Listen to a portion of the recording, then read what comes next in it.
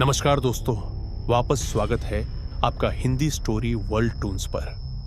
पिछले भाग में हमने देखा था कि कैसे गरीब मोहन को एक रहस्यमयी साधु मिलता है जो उसे हर रात श्मशान घाट से सोना लाने का काम देता है। लेकिन उस सोने के साथ साथ मोहन के घर में एक डरावनी औरत की आत्मा भी आने लगती है। और जब मोहन वह सोना बेचने सुनार के पास पहुंचता है तो सुनार का चेहरा डर से सफेद पड़ जाता है। अगर आपने भाग एक नहीं देखा तो पहले उसे देख लीजिए, लिंक डिस्क्रिप्शन में मिलेगा। अब चलिए जानते हैं आगे क्या हुआ। सुनार पीछे हटते हुए बोला, यह सोना, यह आम सोना नहीं है बेटा। इस पर एक खास तरह की महक है, एक खास तरह की चमक है। यह मुर्दों का सोना है। मोहन का दिल धक से रह गया। मुर्दों का सोना, ये क्या होता है?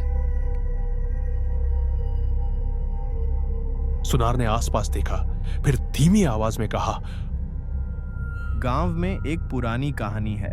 बरसों पहले कालीपुर में एक तांत्रिक साधु रहता था। वह अघोरी विद्या का जानकार था। कहते हैं वह मुर्दों की चिता से निकलने वाली भस्म में से सोना बनाने की सिद्धि जानता था। लेकिन उस सिद्धि की एक कीमत होती थी। कैसी कीमत? मोहन ने कांपते हुए पूछा। हर बार जब वह भस्म से सोना निकालता, एक आत्मा उस सोने से बन जाती, चिता में जलने वाले मुर्दे की आत्मा। वह आत्मा तब तक भटकती रहती जब तक उसका सोना उसे वापस न मिल जाए, या फिर जब तक वह अपना बदला पूरा न कर ले।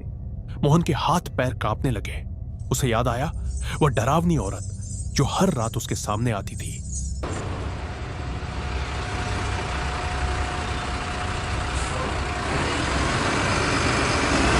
घबराया हुआ मोहन सीधा गांव के सबसे बुजुर्ग आदमी रामदीन काका के पास पहुंचा, जो गांव की हर पुरानी कहानी जानते थे। रामदीन काका ने मोहन की पूरी बात सुनी और उनका चेहरा गंभीर हो गया।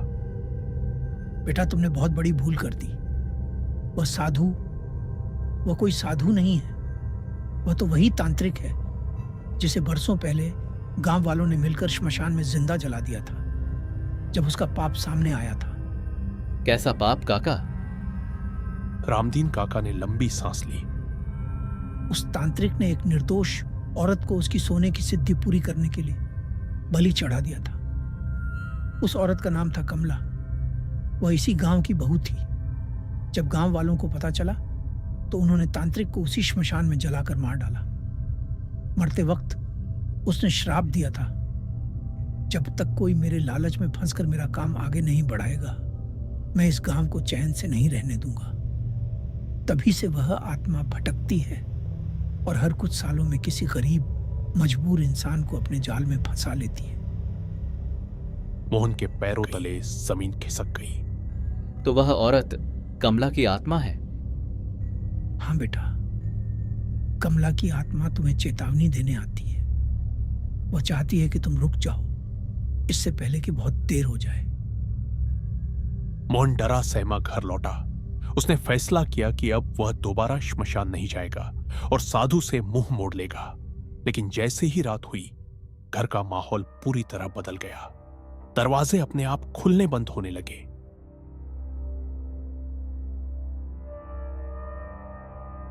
मां अचानक बिस्तर से उठ बैठी और एक अजनबी भारी आवाज में बोलने लगी, तुमने मेरा सोना लिया है मोहन, अब उसे वापस करना होगा, या फिर तुम्हारी जगह कोई और लेगा इस चिता की आग में।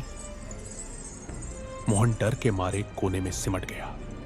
तभी सामने वही सफेद कपड़ों वाली औरत कमला की आत्मा प्रकट हुई।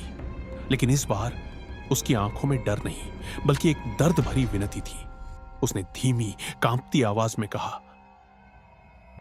मोहन, मुझे बचाओ। वह साधु नहीं, मेरा हत्यारा है।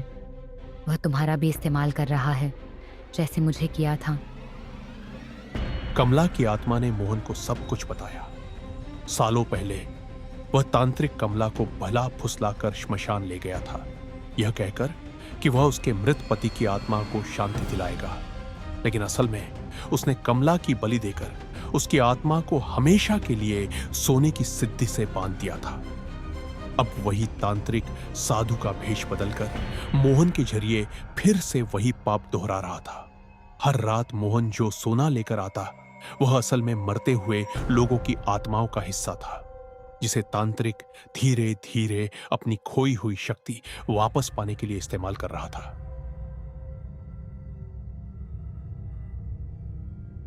अगर तुम ये काम करते रहे कमला की आत्मा ने कहा, तो एक दिन वह तांत्रिक पूरी तरह जिंदा हो जाएगा और उसकी पहली बलि तुम खुद बनोगे। मोहन को अब सब समझ आ गया। भूख और लालच में उसने अपनी जान और अपनी मां की जान दोनों खतरे में डाल दी थी। मोहन ने हिम्मत जुटाई। कमला की आत्मा ने उसे बताया कि तांत्रिक को हमेशा के लिए रोकने का एक ही तरीका है। जिस चिता की राख से वह अपनी शक्ति पाता है, अगर उसी चिता में उसकी असली भस्म, जो एक पुराने घड़े में दबी है, को गंगा जल और तुलसी के साथ मिलाकर जला दिया जाए तो उसका श्राप हमेशा के लिए टूट जाएगा। आधी रात को मोहन फिर से श्मशान घाट पहुंचा। वहां साधु के भेष में वही तांत्रिक खड़ा था, इंतजार करता हुआ। तुम वापस आ गए? अच्छा किया। आज की रात कुछ खास है मोहन। आज तुम मुझे पूरी शक्ति दोगे।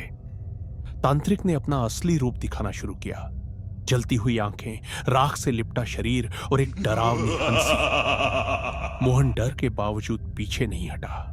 उसने जल्दी से वह पुराना घड़ा जमीन से खोदकर निकाला, जिसमें तांत्रिक की असली भस्म छुपी थी।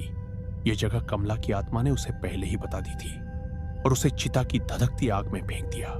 साथ में गंगाजल और तुलसी के पत्ते भी डाल दिए। एक जोरदार कान फाड़ू चीख गूंजी।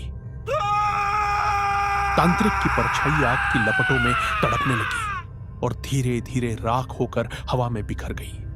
श्मशान घाट पर सन्नाटा छा गया। कमला की आत्मा मोहन के सामने प्रकट हुई, लेकिन इस बार उसका चेहरा शांत था, दर्द से मुक्त।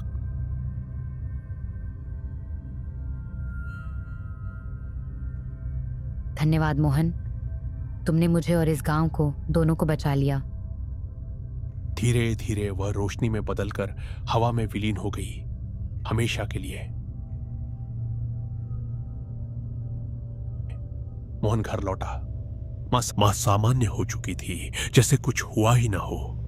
लेकिन मोहन जानता था कि उस रात उसने क्या देखा और क्या सहा था। अगली सुबह मोहन ने जो थोड़ा बहुत सोना बचा था उसे गांव के मंदिर में दान कर दिया।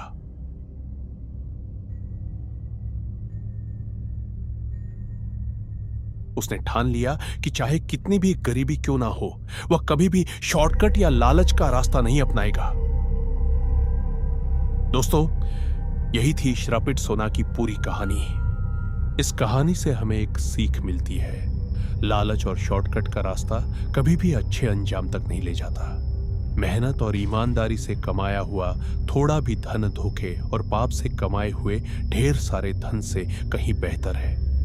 अगर आपको यह कहानी पसंद आई हो तो वीडियो को लाइक करें, अपने दोस्तों के साथ शेयर करें और कमेंट में बताएं कि आपको कौन सा किरदार सबसे ज्यादा डरावना लगा, साधु तांत्रिक या कमला की आत्मा। चैनल को सब्सक्राइब करना और बेल आइकन दबाना ना भूलें, क्योंकि हिंदी स्टोरी वर्ल्ड टून्स पर हर हफ्ते आती है एक नई रोमांचक और डरावनी कहानी। मिलते हैं अगली कहानी में, तब तक के लिए बाय।